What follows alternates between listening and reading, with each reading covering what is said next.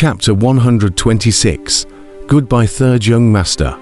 Kang Chon below did not have the slightest worry when he saw this scene, as the black puppet had already rushed and fought with Zhong Wunshan again when he broke free.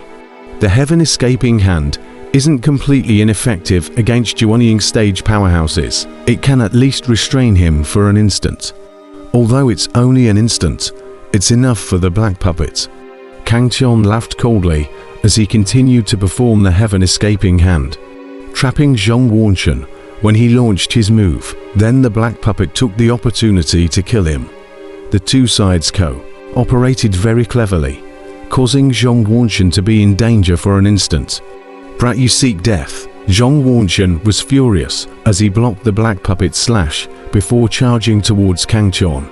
Seeing this, Kang Chon let out a cold smile. Instantly, the golden giant palm reappeared and grabbed Zhong Wunshan. Although Zhong Wunshan immediately crumbled the golden giant palm, the black puppet that followed closely had already killed. Unable to do anything, Zhong Wunshan had to give up on killing Kang Chon and continued to fend off the black puppets, killing moves. Zhong Wunshan's heart was incomparably anxious. He was already no match for the black puppet. And now with the heaven escaping hand's hold, it made the situation he was facing more and more passive, and he was in danger at times. Old man, today you will definitely die. Don't worry, in the future, I will exterminate your entire Zhong family and make them go down to accompany you. Kang Chon laughed loudly from below, continuing to irritate Zhong Wunshan.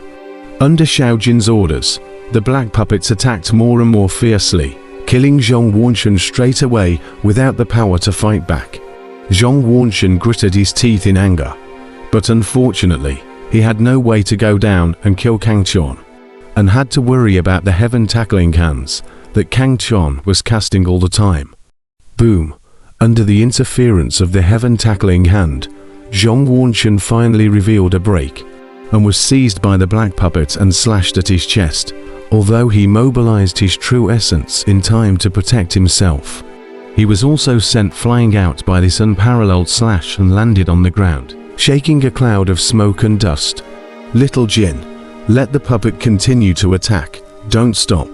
Kang Chon's eyes lit up. He hurriedly instructed Xiaojin to order the black puppet to continue attacking. Taking advantage of Zhong Wunshan's heavy injuries, the black puppet connected several slashes, each of which produced 1,000 feet of blade awnings, tearing through the void and descending on top of Zhong Wunshan's head. Alt on the ground, Zhong Wunshan had not yet slowed down from the blow just now. When he was attacked by several consecutive knives, he did not have time to check his injuries, and hurriedly operated his entire body's true essence, erupting with a power that shocked the heavens and the earth. Rumbling, a series of loud noises came from the area where Zhong Wunshan was located was covered by the blazing blade awnings, and the boundless smoke and dust obscured Kang Chon's sight. A moment later, the dust dispersed, revealing Zhong Wunshan's wretched figure. His face was pale at the moment, blood staining a piece of his shirt in front of his chest, his two eyes staring unwillingly at Kang Chon in the distance. Cough, puff. Zhong Wunshan wanted to speak, but he sprayed out a mouthful of blood. His footsteps were a little unsteady. His face became more and more pale, his pale eyes staring at Kang Chon. You. The words came to an abrupt end as Zhong Wunshan stared wide-eyed and collapsed straight down. A Yuanying stage powerhouse had died like this. Little Gold, have the black puppet slash him again. Kang Chon didn't dare to be careless, and asked Xiaojin to command the black puppet to test if Zhong Wunshan was really dead. Don't worry, this old fellow is indeed dead. Even his Yuanying was shattered apart by a slash. It's practically ashes. Ha! Emperor Dan's voice came out. However, the black puppet still slashed at Zhong Wunshan, directly cutting him in half. Kang Chon frowned as he watched. If he had known this, he wouldn't have let the black puppet try. Kid, quickly go and see what he has in his cyan-colored bag. Under the Dan Emperor's urging, Kang Chon retrieved a small grey cloth bag from Zhong Wunshan's body. This was the Jinkan pouch. Kang Chon was a little curious. It was rumored that the Jin Kun bag had its own space inside, just like the reverse heavenly cauldron, only not as large as the space inside the reverse heavenly cauldron. In the cultivation world, only Yuanying stage powerhouses or some of the descendants of the great families possessed cyan-colored bags. Of course, some great clans even had spatial rings, which were even more advanced things. There are actually 20 extremely high-grade spirit stones. After probing his divine thoughts into it, Kang Chon instantly found 20 pieces of extreme-grade spirit stones. In the cyan-colored pouch, he really didn't think that this old boy would have 20 pieces of extreme-grade spirit stones. This is a big harvest. Together with the Yun family's 10 superb spirit stones, Kang Chon now had 30 superb spirit stones, which were enough for him to purchase many precious alchemy materials. In addition to these 20 extreme-grade spirit stones, there were also many upper-grade spirit stones and middle-grade spirit stones in his cyan-colored pocket, as well as a massive amount of lower-grade spirit stones. Worthy of being a Yuanying stage powerhouse, this family fortune was indeed abundant. Kang Chon was instantly overjoyed. He happened to be very poor. Now he had money and became a tycoon. In addition to the spirit stones, there were some magic treasures in the cyan-colored bag, but they were all ordinary magic treasures, just a spirit weapon level flying sword wailing and trembling on the side. This flying sword is not bad, just right for Grandpa to use. Kang Chon thought of the fact that Grandpa didn't have a spirit weapon yet. This flying sword was just right for him to use. Be careful. Suddenly, Emperor Dan's voice rang out. Right at this moment, a large black bird in the sky descended and raced towards Kang Chon. HMPH. Kang Chon coldly snorted. Powerful true essence was released, and that big black bird was immediately shaken out, spitting out a mouthful of blood. Go! This big black bird let out a wailing cry as it struggled to get up and climbed next to Zhong Wanshan's corpse before it spat out another mouthful of blood and died. This demonic beast is not far from the Jiden stage. It is quite loyal.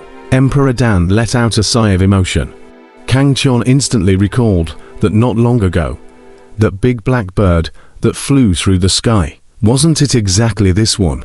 It seemed that Zhong Wanshan had prepared and sent a demonic beast to monitor him. It was a pity that a good and loyal bird was lost. Kang Chon sighed a little, then dug a pit and buried Zhong Wanshan's corpse, along with the big black bird. It would be considered a fulfillment of their master-servant relationship. Let's go. It's time to head to the imperial capital. Packing up, Kang Chon walked on foot towards the direction of the imperial capital. The carriage was no longer usable, destroyed by the aftermath of the battle. With only half a month to travel, Kang Chon ran all the way. His speed was even faster than the carriage, and in just 7 days, it allowed him to arrive at the imperial capital ahead of schedule.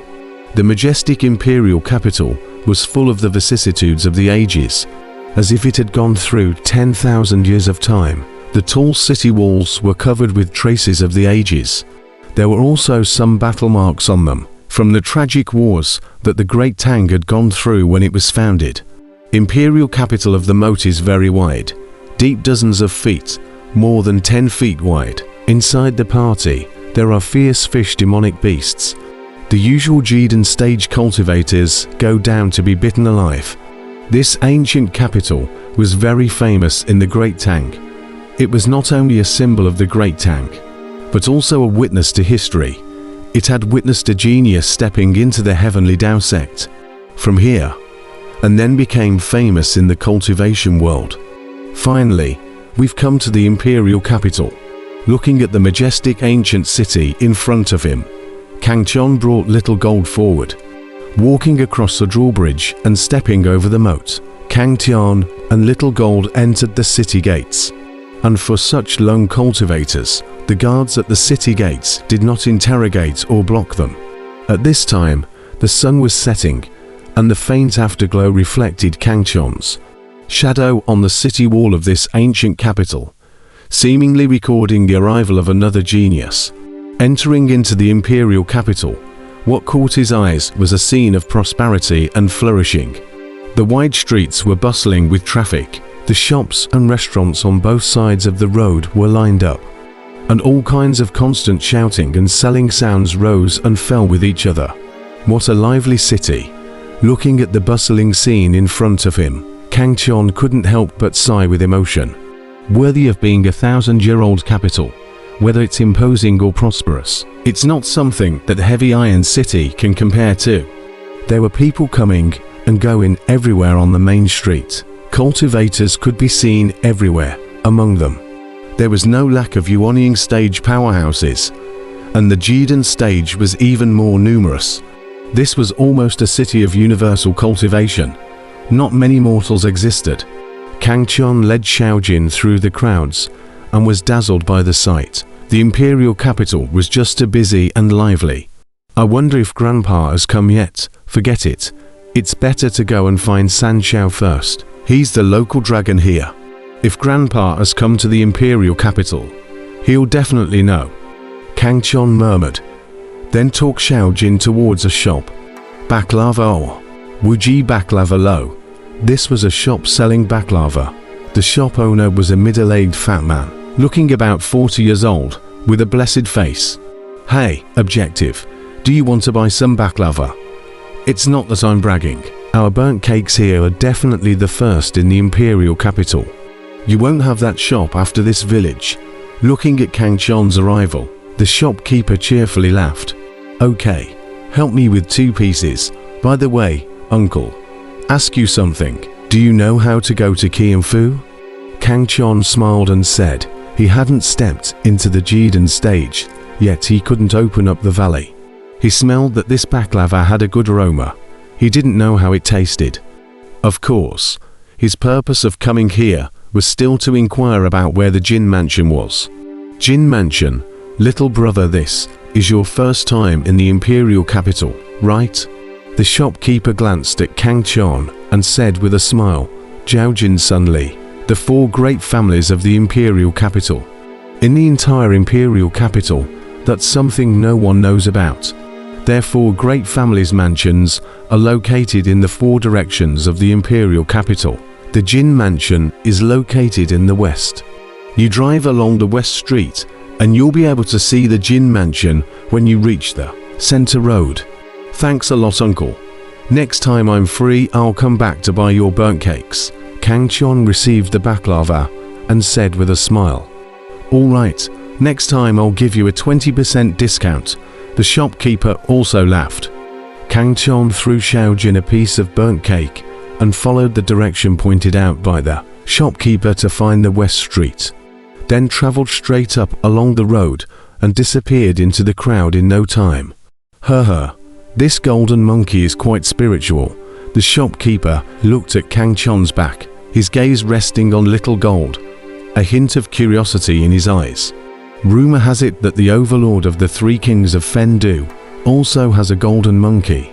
Could it be? The shopkeeper's eyes suddenly lit up, as if he had thought of something. No way.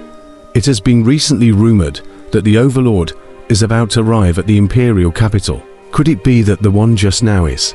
Heavens, the overlord actually ate my burrito. The shopkeeper fell into dementia all of a sudden.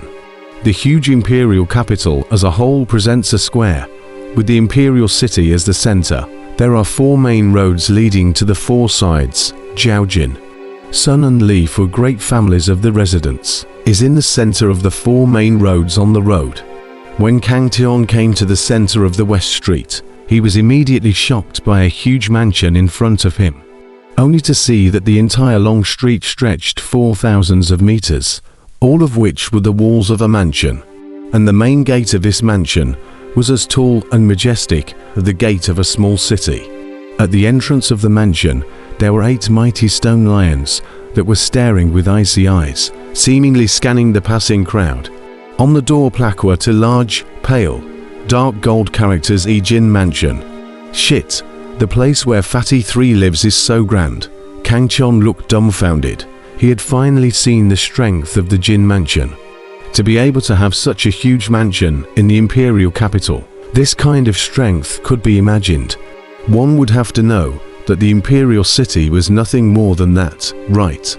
At this moment, the two guards who were originally talking saw Kang Chon stop in front of the Jin mansion gate and not go. Their eyes immediately became alert, especially when they saw Xiao Jin standing on Kang Chon's shoulder. The eyes of the two guards became even more gloomy. They found that they couldn't even see through the cultivation of this golden monkey.